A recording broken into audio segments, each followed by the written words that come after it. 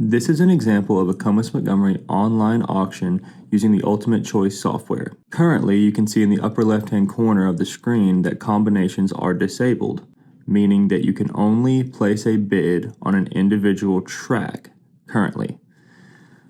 You can see that track 2 gets the first bid, followed by track 1 and then track 3.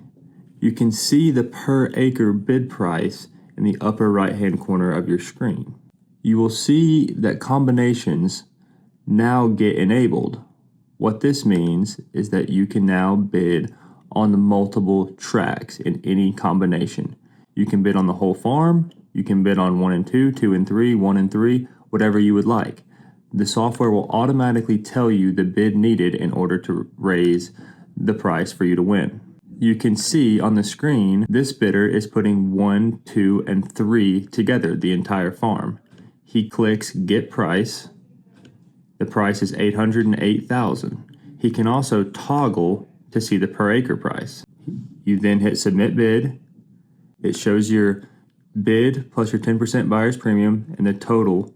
You then hit Place Bid. Now he is winning the entire farm, tracks 1, 2, and 3.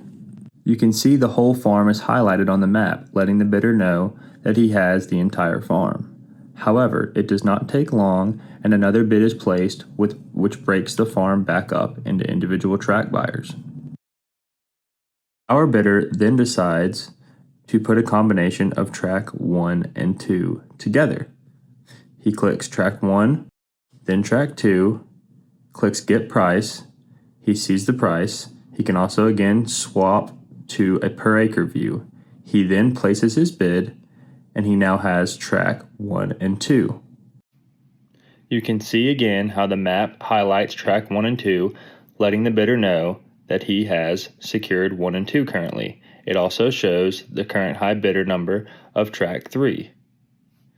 However, it does not take long, and another bid is placed, breaking the farm back up into 3 individual buyers again. You can see on the right-hand side the bids, the bidder numbers, and you can also toggle the display per acre to see the total price versus the per acre price. You can also scroll down to see the track information, and you can also, above the map, select the track selector in order to bid and see what bid needs to be placed for individual tracks if you do not want to use the map.